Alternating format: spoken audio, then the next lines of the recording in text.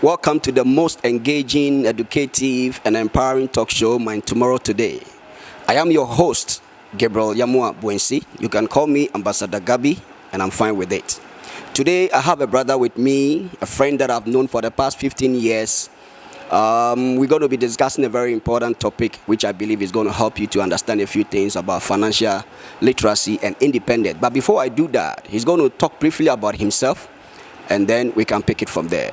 Mr. Karikari Yeboah, you are welcome to Mind Tomorrow Today. Thank you very much, Apostle Gabi. For those watching and don't know who you are, can you briefly tell us about yourself? Okay, so like you rightly said, I'm Karikari Yeboah. I work in a bank, Car Bank, PLC to be specific, and branch manager of Car Bank University branch. So I do some small banking. All right, so you do some small banking. Where exactly did you attend school? I want to know from your primary to senior high school to that of the university. So at the primary level, I went to Achimata Primary School, right from nursery 3 through to GSS 3. Then I went on to Pope John, the best secondary school in Koforidua, Pope John Secondary School. Then from there, Legon, then K University in terms of masters, and I find myself here. Okay, so at the University of Ghana, Legon, what program actually did you read? Yes, so at the University of Ghana, I read Bachelor of Fine Arts.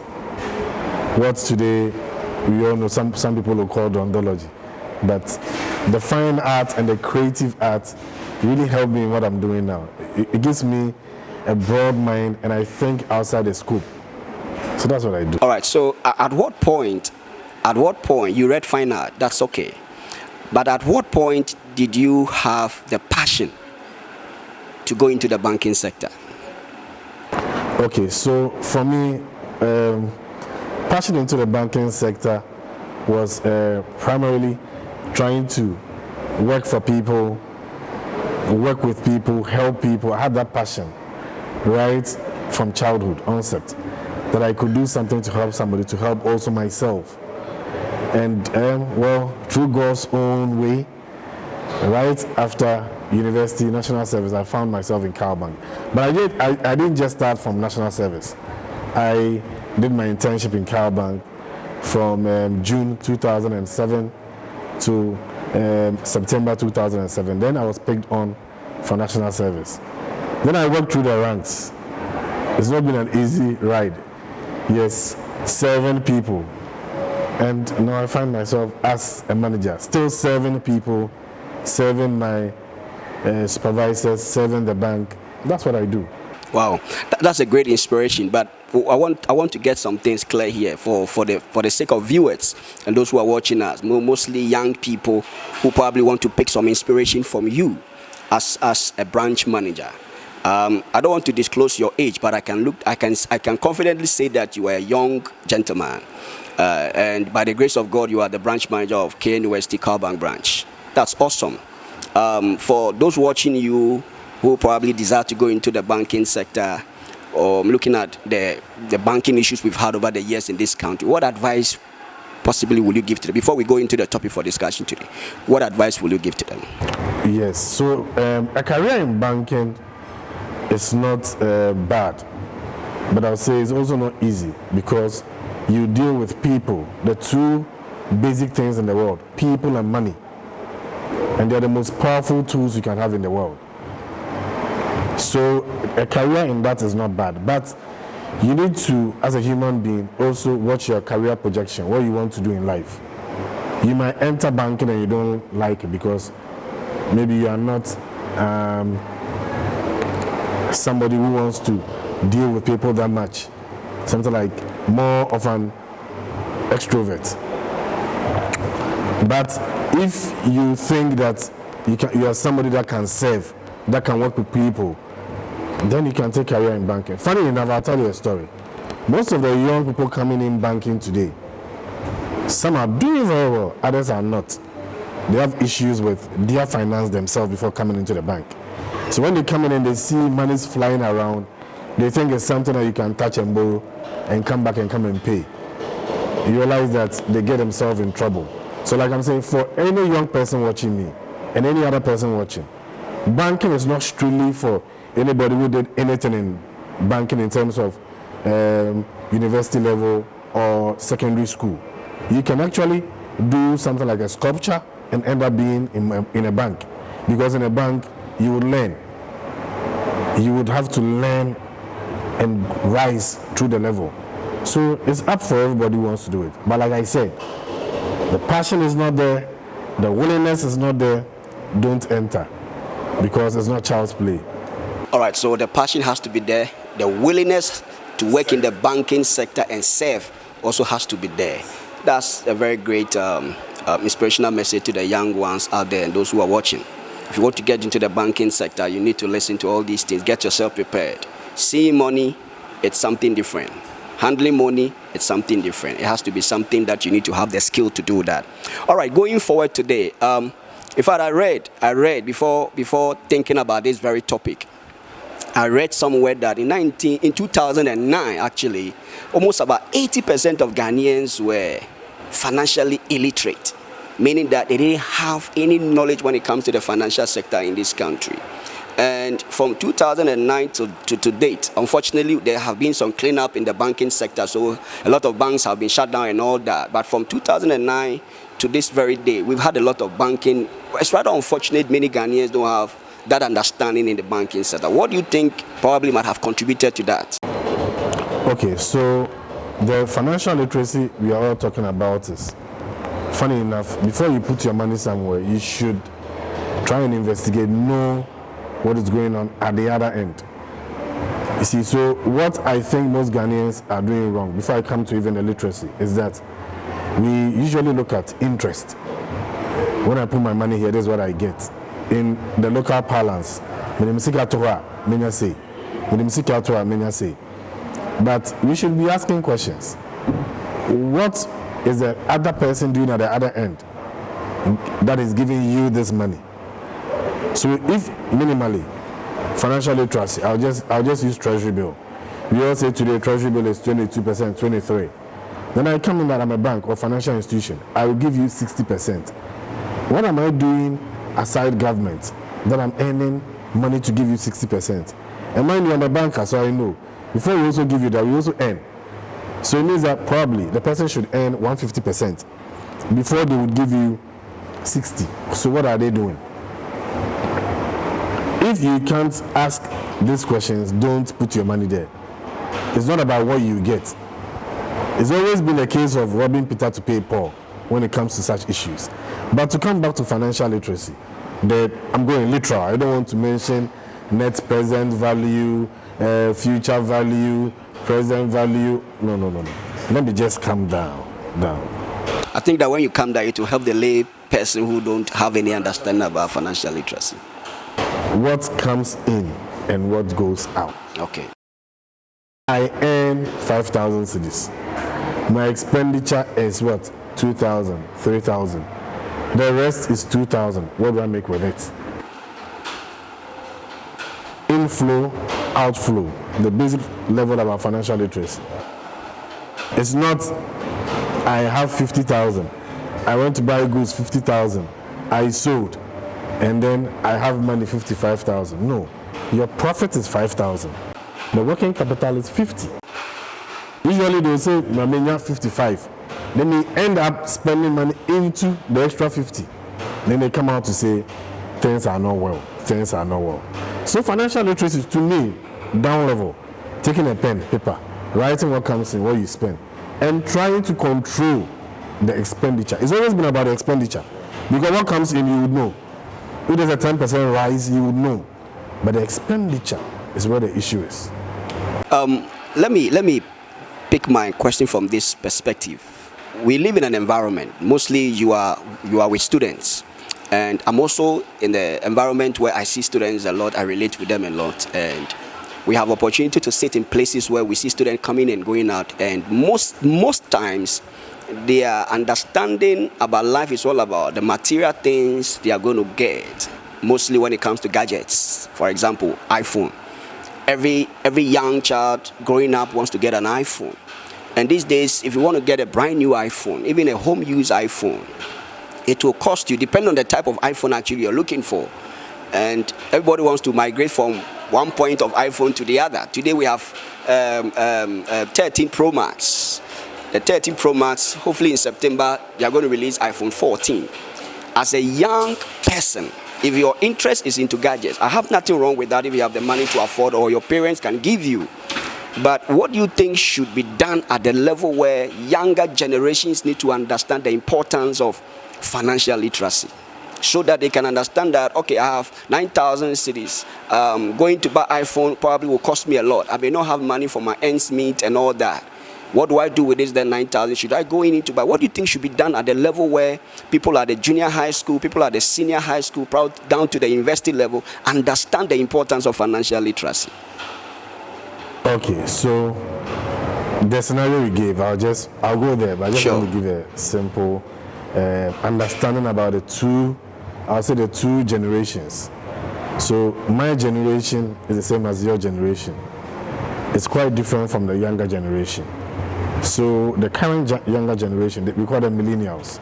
I think they have millennial X or something, yes. They are more into IT. And hate it or like it, they love IT. Sure. It's their world. Sure. We should give it to them. But they need to be talked to, they need to be controlled. And I will explain. So everybody now wants to get a particular type of phone. I won't mention the name, you all know. It's iPhone, of course. Well, you are saying. People prefer iPhone even than Samsung. They will crave and die for anything to get an iPhone. That's what you are saying. I just give the scenario. So it's there. That's sure. it. But having it is not bad for your work, for your project work, for any other thing you're doing. But like I just said earlier, you can't have 12,000 and use all the 12,000 to buy one particular thing. Maybe you saved a year, two, just for that one thing. No. Something should be coming in that will help you buy that thing. Something should water. Something should elevate something for that thing to come for you to buy the phone.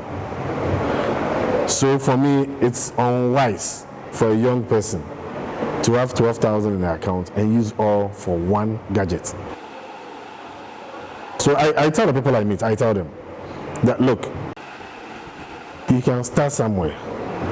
Buy a phone, 2,000, 3,000. It has a lot of functions.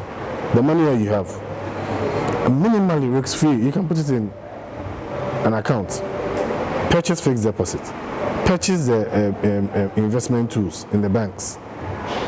Interest will come on. Currently, like I said, fixed deposit, they're all ranging around 19-20% for maybe 6 months. So if you have 12,000 for 6 months, 20%, it's not that flat 20%. I know there's a calculation, but you earn something. Why can't you, I know in Ghana we've not got there yet, why can't you be doing phone deals? Register, buy it, insure it. You can let somebody buy a phone for you outside Ghana. There's insurance on. Let's say it's 600, 700, 800 pounds, but you pay monthly. And you rather invest some money in something that will bring more money, then you'll be paying. You'll be paying. You realize you are done paying, but the money is still there. But just taking it from scratch to get that gadget is wrong. Okay. It's not wise. All right. So I just want to get more clarity in this angle. At that level where the younger generation do not understand what financial literacy is. And I say this because I don't know whether most Ghanaians have lost interest in the banking sector. You are in the banking sector. Maybe you will help us to understand properly whether Ghanaians have lost touch of the banking sector or not. Because the statistic that I gave, that was in 2009. And this current dispensation, we find ourselves where we've closed a lot of banks. Don't you think that the interest of Ghanaians in the banking sector is going to dwindle, is going to go down? And if it's going to go down, what should the banking sector be doing to get the younger generation to understand that if I have 9,000 cedis, I'm not supposed to use the 9,000 cedi to buy iPhone. Possibly can have a phone that will cost me maybe 2,000. Phones these days are very expensive, I must say. But to use all the 9,000 cedi as a student to go and buy iPhone costing that much, All right. Like I said, if your father wants to buy for you, that is fine. What do you think the banking sector should be doing? Should there be a policy? Should there be a structure where we go to the senior high schools, junior high schools, educate them to understand that, hey, at your age, like you saw, you need to put something down to water it before. If you put a seed down, you don't water it, it will not grow to become a huge tree. If it is a mango, to get a mango fruit on it for people to come in. What do you think should be done in that sector? Looking at your engagement with students often in the banking sector. Okay, so, well, like you said, rightly said, I think we should be doing more, the banks, by going into the junior high. Even the senior high is at a higher level. Where will the junior high? Basic class 6, 5. The junior high schools. We should be talking about finance. Because this thing starts early. It's a lifestyle. Then when you grow, it becomes part of you. So I think, like you said, it's partly our fault by not going out. But I also think that as much as we also need to go out, these things can be taught from the homes. So charity begins at the home. You know that when we were young, we used to have a susu box. You put 10 CD, 1 CD, and all that. By the time you realize your parents will be borrowing from that contribution you've made over time. These days, we don't see it. What I tell parents now is, start young. Let them, at the age of 4, they should have an account. Let them be proud of something. As we see them as children as they are different generations. They are not children as they are. Even at the age of 4, let them feel they own something. This is yours. It has your name on. It is yours, your account. Now give the person 10 cedis. You find out they'll spend 5 and keep 5. Daddy, take it to my account for me. Bring in my receipt. Perfect. Let's start there. So as much as like you blame the banks, it also starts from the homes. Start with your child. Start with your nephew, your niece.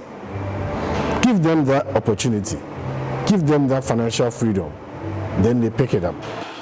All right. When they go, it's part of them. So for me, that is one of the ways to help solve the issue, from the home. Then from the home, when they come to schools, we need to teach them.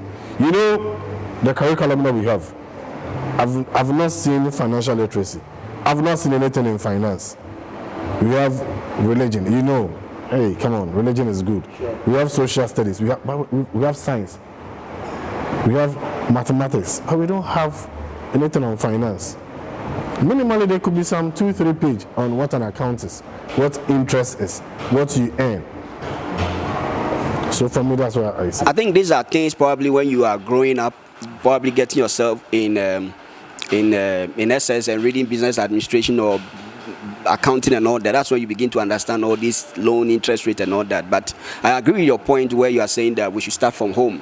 We should start from the foundation, where young people are given the opportunity to own their own account and learn how to contribute into that account. I think it's a very brilliant point that you have raised there. You've raised there. Before we look at the other aspect, which has to do with the financial independent, how can one become financial independent? Let me ask this question. You see, when we were in school, we used to have groups. I remember one fine gentleman in this country called Emmanuel Day to me. He had a program running around in the institutions where we're taught to do this contribution, a pool of account and all that. And these days we don't see, that's the bank. Maybe you're speaking from the perspective of Car Bank. Do you have anything like that where you go to the schools and you tell them that, okay, this account belongs to you students and you can come there and open an account to lend these savings and all that? Do you have any structure like that as an institution? Oh, yes, we do. Okay. Oh, yeah. Please, can you briefly tell us more about that? What we call the kiddie save account. Okay. From the age of 0 to 18. Okay. Where you can open an account, but it's your name plus the name of a guardian. Right? Okay. Or the child's name. Let me just put it that. But the guardian is a signatory. Because you are not 18, you can't enter into a contract. Where you put money in, then we buy instruments for you, like I said, fixed deposit, treasury bill, or you put it in like that. That's one. 2, we develop what we call a teen account from the senior high level, where you can also open an account in your same style, your name, and operate the account. And even now as we speak, we have what we call the Cal Bank Prudential Life Education Policy. Okay. Where a guardian, your parents, can be the main policy holder and sign you up. And when you turn 18, but for the education, for the education policy, it's not when you turn 18. It's for the child's well-being. But once you're in the university, you can still do it. Okay. So like I said, these instruments are there. We go out, we do outreaches. We go out, present proposals, we speak to students. But like I'm saying, even when you take all the banks in Ghana, right, we can spread along all the schools in Ghana or everywhere in Ghana, because there are schools in certain areas where even there's no bank, certain districts. So what rather would help is that we can pass it through the books. We can start from the home and in the books. I'll ask a simple question.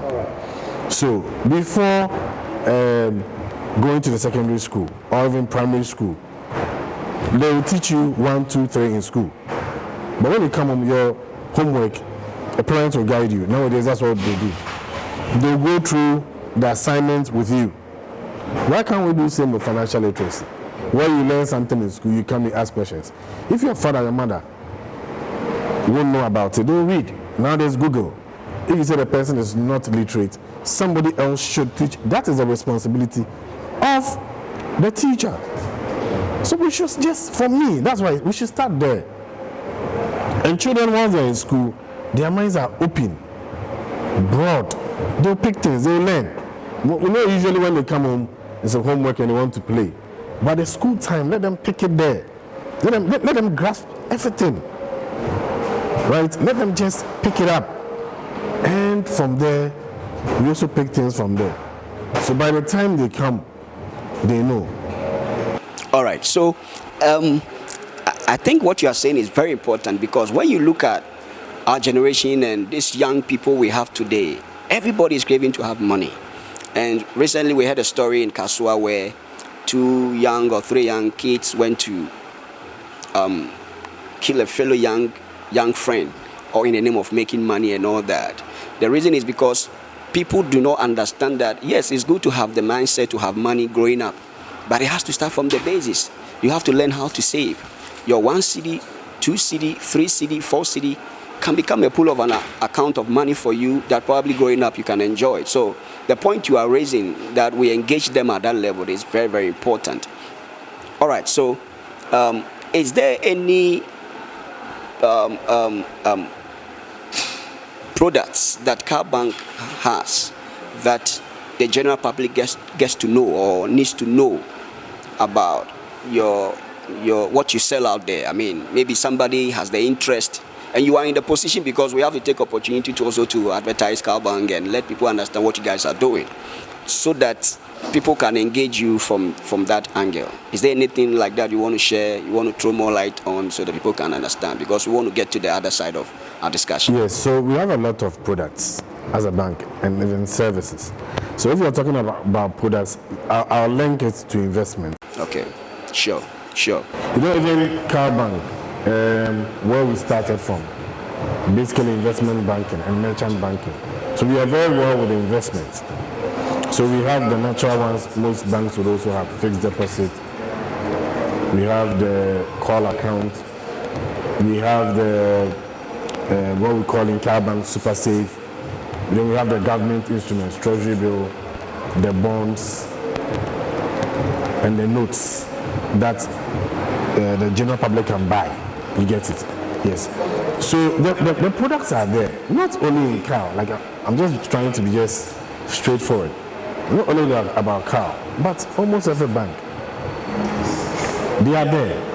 I know you asked a question earlier, which I've not attended to, about the trust or the, I'll say maybe the confidence in banking, in banks. You see, this is what happens. You can never do away with the financial sector in terms of doing big business in Ghana and everywhere in the world.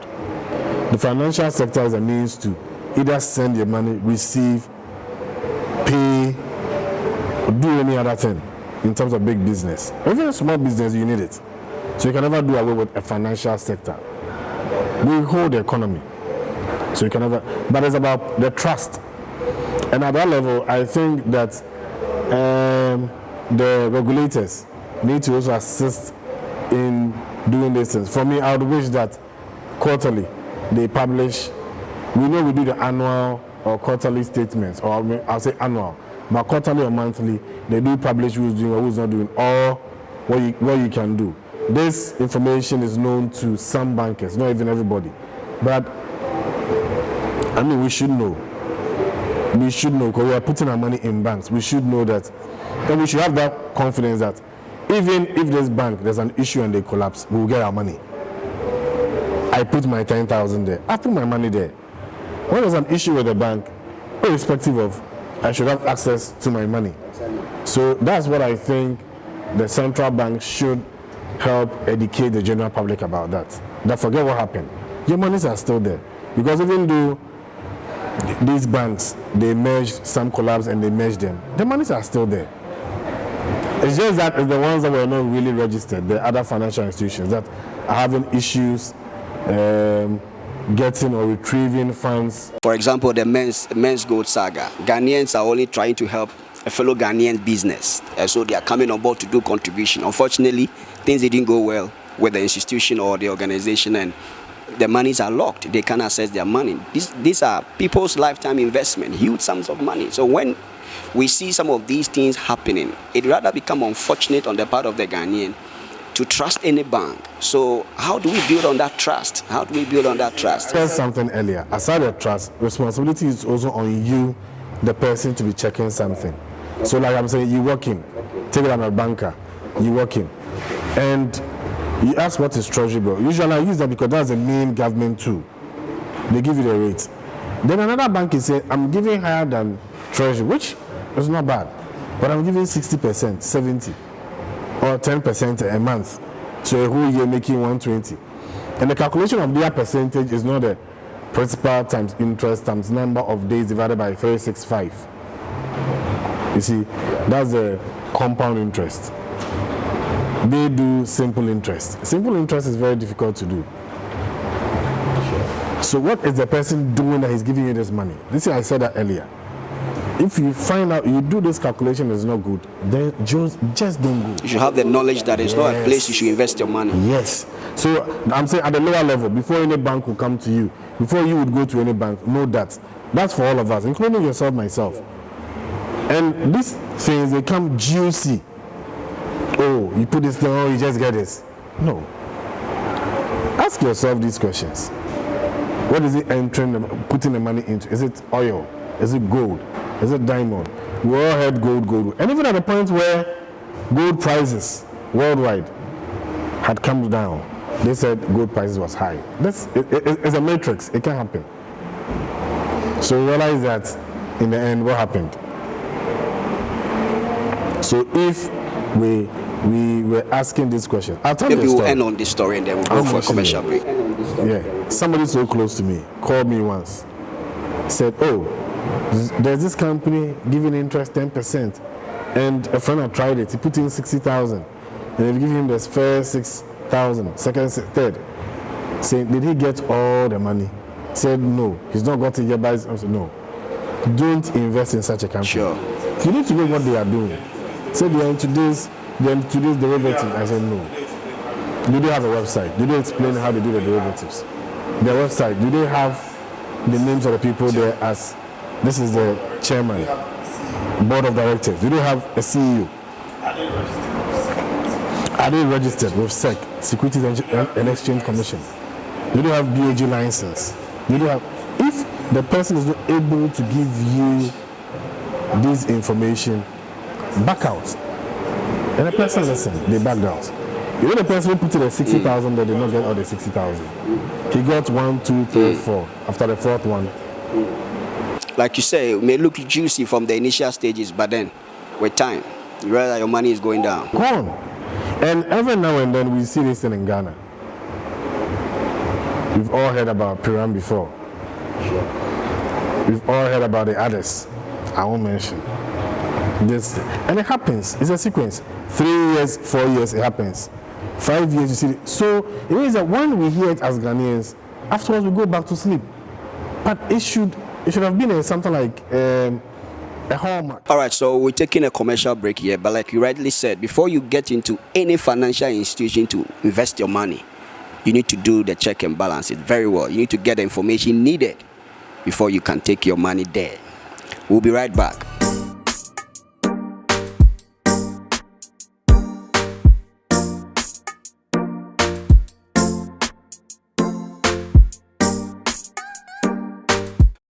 All right, so welcome to the second segment of our talk show today. And with me is Mr. Andrew Kofi Karikari Yeboah. He is the branch manager of Karikari West. Mr. Andrew, we talked about financial literacy and all that in the first segment.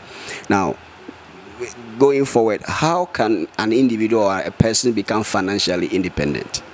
So, for example, let's take savings, for example. What is the connectivity between savings and being financially independent? So, okay, so I'll put it this way. So when you save something, you have it. It's yours. Yours forever. And when you don't save something, it's not yours. And it's not yours forever. You've lost it. So how do you save something from what you earn or what comes into you? That's your inflows. Remember, your inflow is not only your salary. You can be doing business on the side. You can be doing any other thing. It's an inflow. So how do you save money out of all that? So first of all, you should know your expenditure. You should know your inflow and your expenditure. Out of your expenditure, you save part of what you get. But I'll put it this way. So you want to save. You want to be financially dependent. Then you also need to control the expenditure. You get it? There might be other things that you are doing that really is not adding value. Control it. Because what is coming in is constant. What is coming in is constant. What you are spending fluctuates. Today maybe high. If you can always bring it down to the minimal level, you can always save more. They say something in Ghana that Obi anyone is Sunedi. That's our local balance. So the higher you go, the higher your expenditure. That's what they say. But I don't entirely believe in that. I believe that you can still go high and your expenditure will be lateral on a plain level. You see? So that what you get out of it, you save. But where I work in Cal Bank, there are a lot of opportunities to save. You can save in an account, you can save in a treasury bill, you can save in the fixed deposit, you can save in the CIP I said earlier, 1 month investment. You can also save in the call account, which you give us 3 days notice when you want to withdraw. You can save in a normal account, which is a savings account, you earn something. Then you can come to the government sector or side of the bank, which is the treasury bill, the notes, the bonds, the bills. They are all, but these are risk-free investment. And you can also venture into business in consultation with maybe your family or even with your banker, which that's our work and that's what you're supposed to do. For some past few years, we've won the Financial Advisory Services Award of the National Banking, how do you call it? National Banking Awards category. That's what we won. Okay.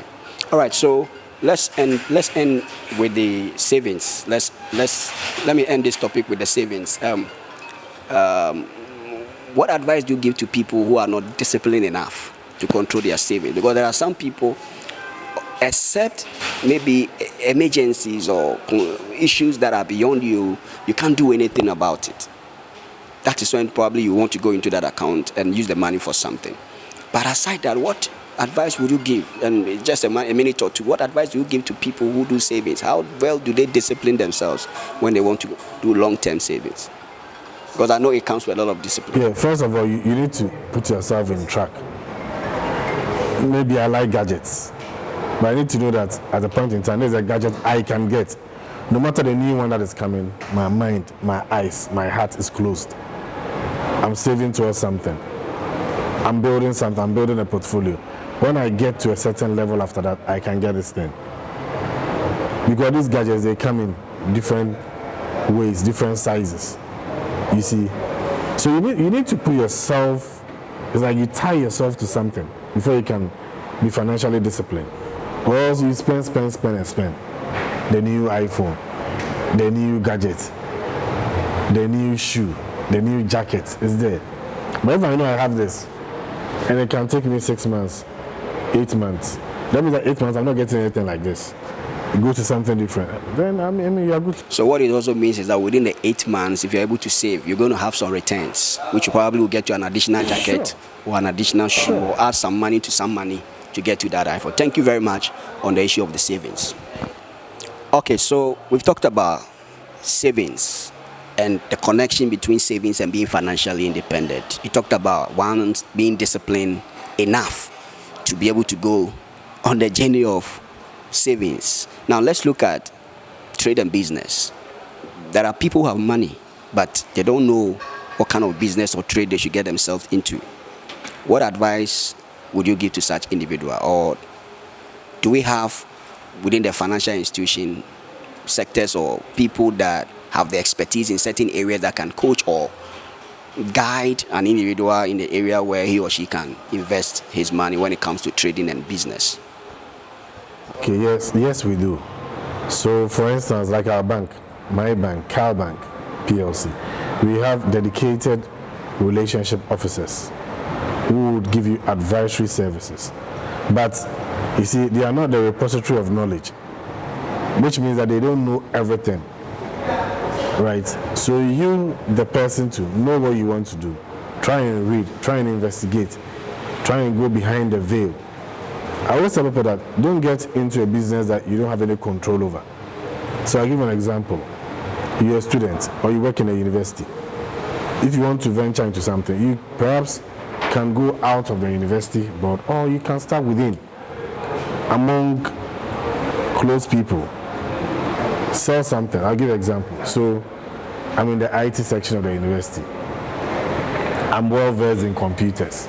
Students always want computers. Why don't I engage with a company or set up a company that I'll just supply computers to them? Because before I supply, I'll check.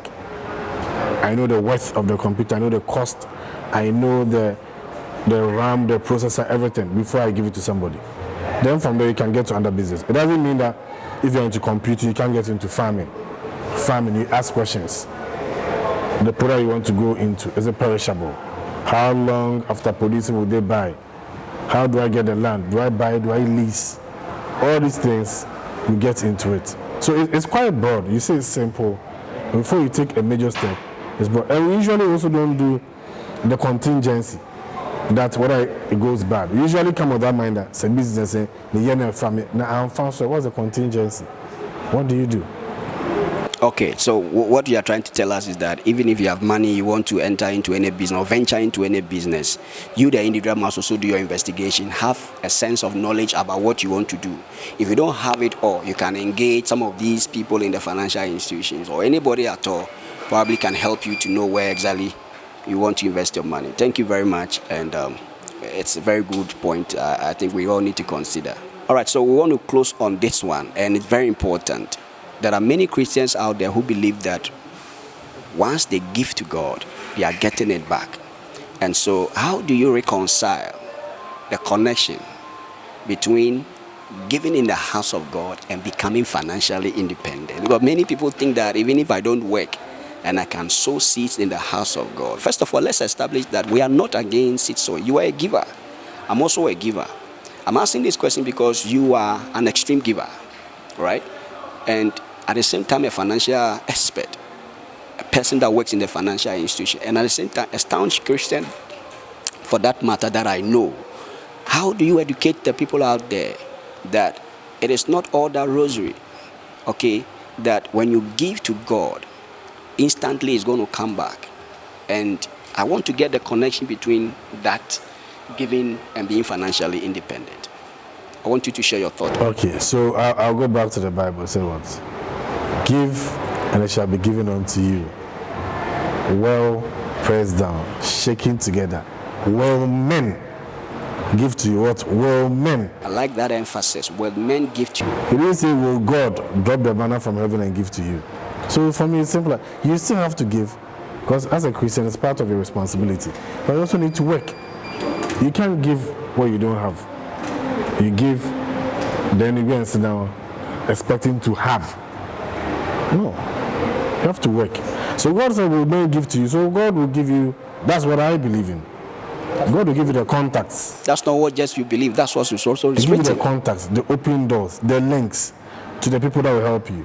So that when you get there, it's not about going fan play. Oh, child is saying, oh, I know this big man, or that's all. You know this big man. What did he help you with? What did you ask? What did you learn from him? All right, so Mr. Andrew, thank you very much for your time. It's been very educative, engaging, and empowering. We've learned so much about financial literacy and being financially independent. We know there are a lot of things that probably we'll talk about some other time, but thank you for your time. But what is your closing remark to the general public when it comes to financial literacy and financial independence? Okay, so my closing remark on financial literacy and freedom is that, like I've always been saying, you can't have or you can't spend what you don't have. So everything is gradual. Put it in a little, and save it, and get what you want to get. But don't think that, like I said earlier, it's manna from heaven. That I want to spend something, $500,000, and I have $100,000. Where are you going to get it for $100,000? You need to work to turn the money around to get to 5. And it shouldn't be just any work. Something of value, something good, something legal. Basically, that's it. All right, thank you, Mr. Andrew Kofi Karikari Yeboah, branch manager of Karikari and Care University, for your time. It's been educative, it's been empowering, and it's been engaging. We hope to have you some other time. Viewers out there, this has been your regular host, Ambassador Gabi, on My Tomorrow Today. Kindly go to our YouTube channel and subscribe to our channel. Look for Ambassador Gabi and just subscribe. And always make sure that your notification button is on so that anytime we post any video, you can have the time to watch. And also go to our Facebook page and look for Ambassador Gabi and like our page so that you can be following us on various events and upcoming events that we are going to be putting out there. Thank you for your time. We hope you've been blessed. We'll catch you some other time. Bye-bye for now.